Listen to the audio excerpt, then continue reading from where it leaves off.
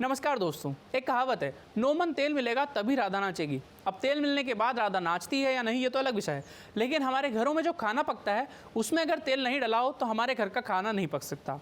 और अब ये जो खाने का तेल हमको मिलता है वो इस वक्त 11 सालों में सबसे उच्चतम स्तर पर बिक रहा है, यानी दशक का सबसे महंगा तेल इस वक्त हम लोग खा रहे हैं।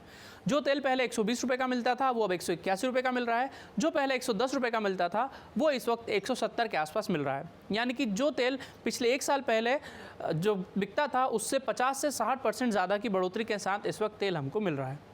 तो अचानक से ऐसा क्या हो गया है कि तेलों के दामों में इतनी तेज़ी से बढ़ोतरी आई है, और ये क्यों बढ़ रहा है, कैसे बढ़ रहा है, इस बात को समझेंगे। और उससे भी बड़ी चीज़ कि आखिर ये तेल के दाम कब तक कम हो जाएंगे और हमारी सरकार इसमें क्या कर सकती है। तो आइए यही समझते हैं। हमारे देश में जिन तेलों का सबसे ज़्यादा इस्तेमाल किया जाता है उसमें सबसे पहले पाम ऑयल, उसके बाद सरसों तेल, उसके बाद मूंगफली का तेल, सोयाबीन का तेल और सूरजमुखी का तेल आता है। अब इनके प्राइस के गणित को हम समझें उससे पहले हमको ये समझना पड़ेगा कि इसका जो कंजम्पशन है वो कितना है और इसका प्रोडक्शन कितना है। तो दोस्तों, हमारे देश में जितना भी टोटल तेल इस्तेमाल किया जाता है साल भर में वो लगभग 260 से 270 लाख टन तेल सालाना इस्तेमाल किया जाता है। इसमें से हमारे देश की जो कैपेसिटी है वो उत्पादन की वो केवल 40% हमारा देश प्रोड्यूस करता है, बाकी का 60% हमको बाहर से इंपोर्ट करना पड़ता है। यानी कि हमारी ज़रूरत का 60% तेल हम बाहर के दूसरे देशों से इंपोर्ट करते हैं। हमारे देश का जो तेल उत्पादन है वो हर साल लगभग कभी 102 लाख टन या 110 लाख टन के आसपास होता है। इसका अगर मैं औसत निकाल कर आपको बताऊं, यानी कि हमारे देश में 110 लाख टन से कम तेल उत्पादित होता है और हमको बाकी का 150 लाख टन बाहर के देशों से इंपोर्ट करना पड़ता है। कृषि मंत्रालय की एक रिपोर्ट के अनुसार हम लोग सालाना 73,000 करोड़ रुपए का तेल बाहर से इंपोर्ट करते हैं। जिन देशों से हम ये तेल इंपोर्ट करते हैं उनमें अर्जेंटीना, ब्राज़ील, इंडोनेशिया, मलेशिया और यूक्रेन जैसे देश शामिल हैं। इसका कारण ये है कि जो तेल हमारे यहाँ इस्तेमाल किए जाते हैं उनका जो उत्पाद है वो सबसे ज़्यादा यहीं पर होता है। जैसे हमारे यहाँ सबसे ज़्यादा इस्तेमाल जो है पाम ऑयल का होता है, उसके बाद सरसों का तेल और मूंगफली का तेल और सनफ्लावर का तेल हमारे यहाँ सबसे ज़्यादा इस्तेमाल किया जाता है, और इसी कारण इन देशों से हमको ये तेल अपने देश में इंपोर्ट करना पड़ता है। कंज्यूमर अफेयर्स डिपार्टमेंट की एक रिपोर्ट के अनुसार जो मूंगफली का तेल 2020 में 120 रुपये का मिलता था वो 2021 में 181 रुपये का मिल रहा है, यानी कि 51% इसमें बढ़ोतरी हो गई है। जो सरसों का तेल पहले 105 रुपये का मिलता था वो 173 रुपये का मिल रहा है, इसमें 65% की बढ़ोतरी हुई है 1 साल में। जबकि जो सोयाबीन का तेल है वो 110 रुपये का मिलता था और अब 160 रुपये का मिल रहा है, और ये 45% की वृद्धि इसमें हुई है। जबकि पाम ऑयल जो है वो पहले 72 रुपये का मिलता था, अब 101 रुपये का मिल रहा है, इसमें 40% की बढ़ोतरी यहाँ पर देखी गई है।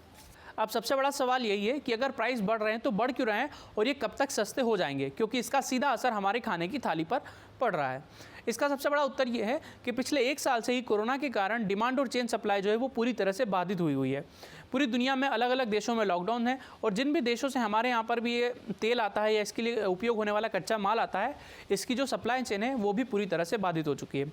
और कई बार ऐसा भी हुआ है कि समुद्र में भी जो स्टॉक है वो पूरी फंस गया है, और जैसे ही ये सप्लाई चेन में थोड़ी सी भी गड़बड़ होती है तो फिर जो प्राइजेज़ हैं वो इंटरनेशनल मार्केट में तेज़ी से बढ़ने लग जाते हैं, और फिर हम जो तेल खरीदते हैं उसके दाम भी बढ़ जाते हैं। और महंगाई का भी सीधा सा यही कॉन्सेप्ट है, अगर किसी चीज़ की डिमांड बहुत ज़्यादा है और उसकी सप्लाई कम है तो फिर उसके दाम बढ़ने लग जाते हैं। वहीं इसके उलट अगर वो चीज़ सरप्लस में मौजूद है और उसकी डिमांड उससे कम है तो फिर उसके प्राइजेस कम होने लग जाते हैं। ऐसा ही तेल के दामों में भी हो रहा है। इसकी डिमांड तो ज़्यादा है और पिछले कुछ सालों में इसकी डिमांड लगातार बढ़ती भी जा रही है, लेकिन उसकी जो सप्लाई है वो सप्लाई कहीं हद तक बाधित है। और दूसरा कारण ये है कि जो प्रोडक्शन है फसल का वो उसका भी प्रभावित होना। एक कारण इसका ये भी है कि ख़राब मौसम के कारण जो फसल है उसका उत्पादन कम हो रहा है, और मौसम खराब होने के कारण जब उत्पादन कम हो रहा है तो फिर तेल के लिए जो कच्चा माल है वो भी नहीं मिल पा रहा है। जब कच्चा माल कम मिल रहा है तो प्रोडक्शन कम हो पा रहा है और डिमांड ज़्यादा है, तो फिर उसके दाम वहीं बढ़ जाते हैं, घूम फिर के बाद वहीं पर आ जाती है। इसके 2 कारण और मैं आपको बताता हूँ। एक कारण तो ये है कि चीन के द्वारा तिलहन की फसलों को तेज़ी से ज़्यादा दामों पर खरीदा जाना। जब चीन तेज़ी से ज़्यादा दामों पर इन फसल को खरीद ले रहा है तो जो दूसरी तेल की रिफाइनरीज है उनको फसल खरीदने में दिक्कत आ रही है, और इस कारण से प्रोडक्शन की कॉस्ट बढ़ जा रही है और फिर यहाँ पर इसके दाम बढ़ रहे हैं। दूसरा ये है कि कई सारे देश ऐसे हैं जो अब खाने के तेल को बायोफ्यूल के तौर पर इस्तेमाल करने की दिशा में कदम बढ़ा रहे हैं, और इसका कंजम्पशन वहाँ पर भी हो रहा है। तो जो डिस्ट्रीब्यूशन है एडिबल ऑयल के अंदर जो कंट्रीब्यूशन आना चाहिए वो कंट्रीब्यूशन बायोफ्यूल के लिए भी चला जा रहा है। तो जो चीज़ यहाँ पर आनी चाहिए थी वो एक तरह से वो डिवाइड हो गई है, तो इस कारण भी इसके जो एडिबल ऑयल के जो प्राइजेज़ हैं वो अब यहाँ पर बढ़ रहे हैं। तो ये 4-5 कारण हैं जिनके कारण तेल के दाम सबसे ज़्यादा बढ़ रहे हैं। लेकिन अब सवाल ये कि ये कम कैसे हो सकता है। इसके भी दो तरीके हो सकते हैं। एक तो यह है कि नेचुरल कॉज, अगर फसल तेज़ी से अच्छी आने लगे और प्रोडक्शन इसका ज़्यादा होने लगे तो इसको बढ़ाया जा सकता है। सरकार इस पर अगर नीतियाँ बनाए तो हो सकता है। और दूसरा कारण जो सरकार कर सकती है वो ये कि हमारे देश में तेल पर इम्पोर्ट ड्यूटी बहुत ज़्यादा है। जैसे अलग अलग तेलों पर अलग अलग तरह की इंपोर्ट ड्यूटी है, लेकिन अगर इसका एवरेज जो है, जो कुछ तेलों पर इस पर इंपोर्ट ड्यूटी 32% है और किसी पर 35% इंपोर्ट ड्यूटी है। अगर सरकार इस इंपोर्ट ड्यूटी को कम कर लेती है तो फिर तेलों के दाम, हमारे घरों में जो तेल पहुंचता है उसके रिटेल के दाम कम हो सकते हैं, क्योंकि 60% तेल हम बाहर से इंपोर्ट करते हैं। और अगर इस 60% तेल पर इंपोर्ट ड्यूटी घट जाती है तो फिर मैन्युफैक्चरिंग की कॉस्ट भी घट जाएगी, और जब हमारे देश में जो हमको रिटेल में जो तेल मिलता है उसके दाम भी घट सकते हैं। ये एक कारण है, और इस पर चर्चा भी होनी है, लेकिन अब इस पर चर्चा अभी हुई नहीं है, क्योंकि आज ही कैबिनेट की मीटिंग हुई थी और कैबिनेट के डिसीजंस आए हैं। उसमें उन्होंने खरीफ की फसल पर एमएसपी बढ़ा दी है, लेकिन तेल की कीमतों पर आज सरकार ने कोई भी डिक्लेरेशन नहीं किया है, यानी इस पर आज तो चर्चा नहीं हुई है। अब आगे कब होती है और कब तक तेल के दाम कम हो पाते हैं इसके बारे में कुछ कहा नहीं जा सकता, लेकिन सरकार के हाथ में, वो चाहे तो कभी भी तेल के दामों की कीमत कम कर सकती है। उम्मीद है आपको तेल की कीमत का गणित आसान भाषा में समझ आ गया होगा।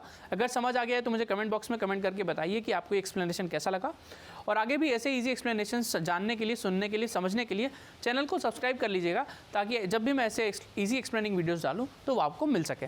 चलिए मिलते हैं अगले वीडियो में, तब तक के लिए धन्यवाद, नमस्कार, जय हिंद।